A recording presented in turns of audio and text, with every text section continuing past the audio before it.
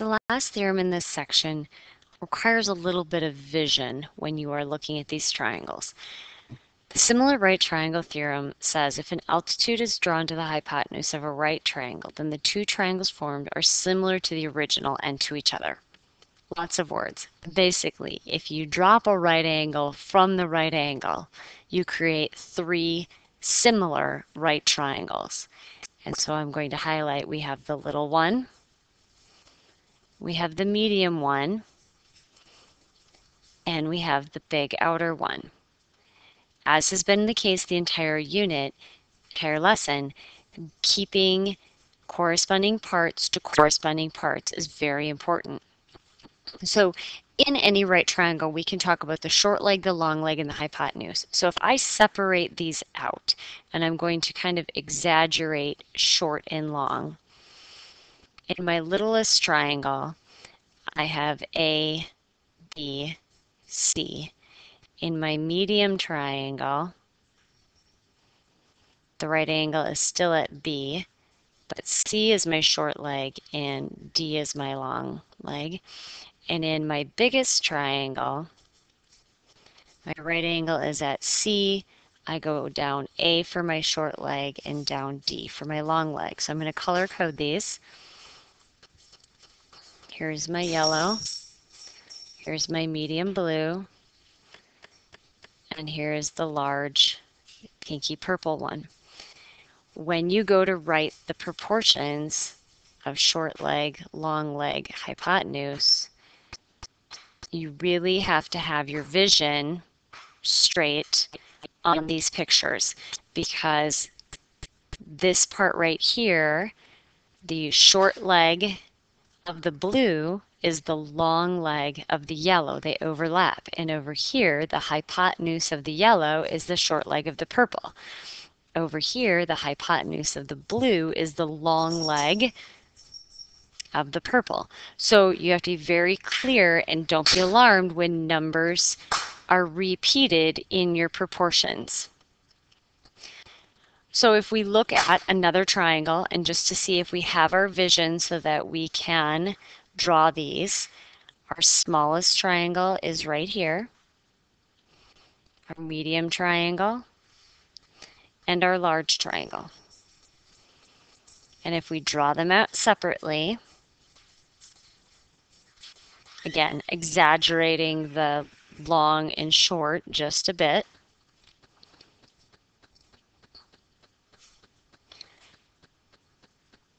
we can see that my right angle is at I for these two. I down H is my short leg, makes F my long leg. From I down F, though, is my short leg in the blue, and down G is my long. F becomes my right angle. F down to H is my short leg, and G marks my long leg. So my similarity statements are triangle IHF is similar to triangle IFG is similar to triangle FHG. So I want to point out a couple of examples with these triangles. I probably won't work them all out, but I want to talk about the setup. This one, very straightforward. Here's one triangle. Here's the second triangle. I clearly can see that they are going to share this side, but I can do a short side to long side comparison pretty easily by saying 36 compares to 48 at the same rate that 48 compares to X. And that's what we want to see, is that our repeat side is on a diagonal. Now, this next triangle presents a problem, and you need to be very conscious of the corresponding parts to corresponding parts.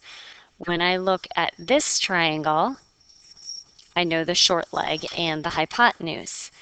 But when I look at X, that's part of the medium triangle. And so initially, I can't do this. There's two solutions that we can go for. We could use the Pythagorean theorem and find y, and then it would become much like this problem. Or a way that may be easier is if we go ahead and look at the big triangle, the hypotenuse here, careful, the entire length is x plus 9. So now I have hypotenuse, hypotenuse, and I have leg and leg. So I can write this corresponding statement. So in the purple triangle, I have leg to hypotenuse at the same rate as I have leg to hypotenuse. And the trick is seeing that x is only a portion of the larger triangle's hypotenuse. In the same way in this triangle, initially we're given x, which represent the whole triangle, but I'm missing this side and this side. I could do the Pythagorean theorem on this triangle to find this side. Or I could use the same thinking that I used on the last triangle, and I could look at this little triangle, and I could look at this triangle and make it look like this first example.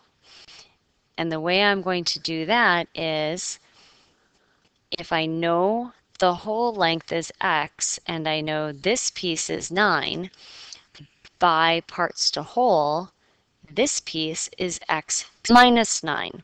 So now I can say short leg to long leg is the same proportion as short leg to long leg. And again, there are my repeat values. So just be careful when you're setting up those proportions to be sure that you have accurate comparisons. Good luck with your homework.